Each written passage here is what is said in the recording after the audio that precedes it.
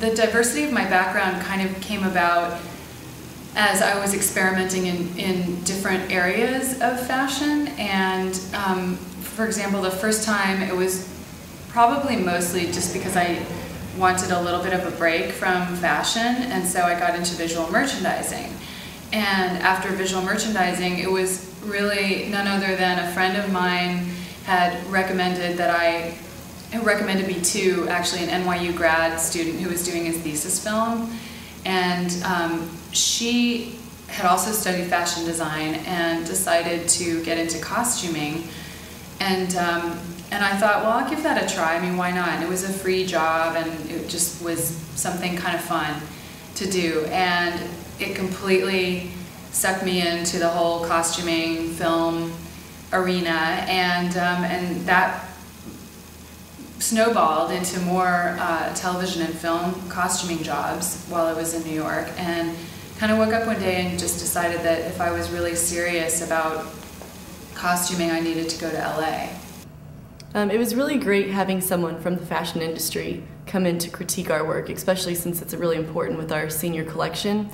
We have teachers here that have had industry experience, and we love getting their opinion, but it's always nice to have someone else from the outside come in and give you an additional opinion or idea, and also really fresh because she's working in LA right now, and she's been on Project Runway and she's costumed for shows, so it's a lot of different perspectives to add to your work.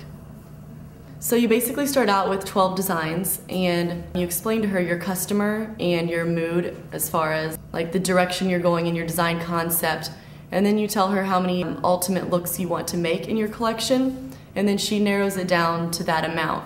And she goes through and looks at things like silhouette, cohesiveness, whether or not it's something that your customer would buy. And after looking through all those, she helps you narrow down your designs, and then after your designs are narrowed down, you edit them and make sure everything's perfect.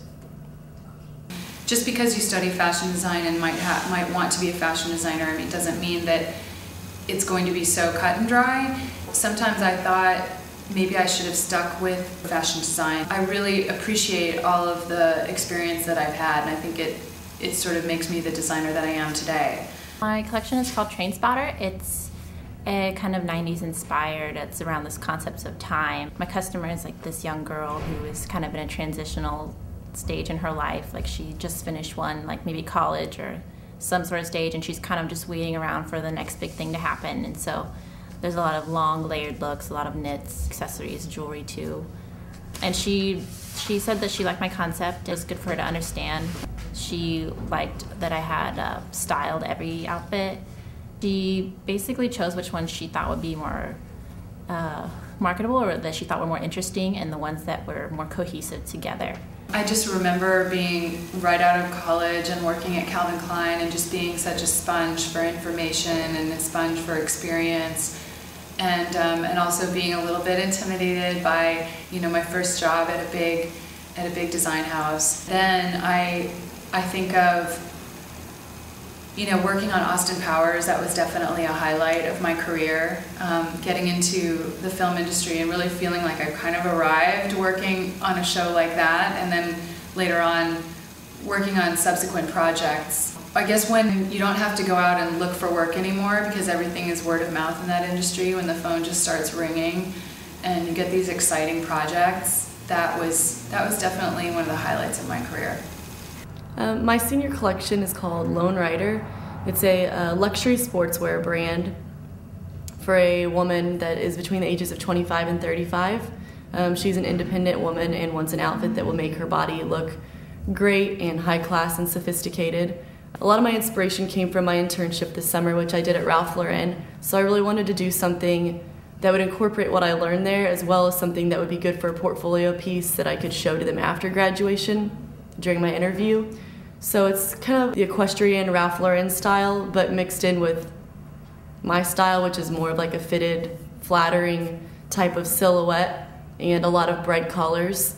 And after talking with Mila, it was really good because after we picked the silhouette, she made sure that everything did just that it was right for the customer. If you're looking to go into design, I would just say you have to be prepared to put in a lot of work, and you have to love every aspect of it. Like, not just the drawing and the sewing into the pattern making and all that, because you'll be doing it all the time, and it's just really, it's the most rewarding thing I've ever done, and it's a lot of work, but it's worth it.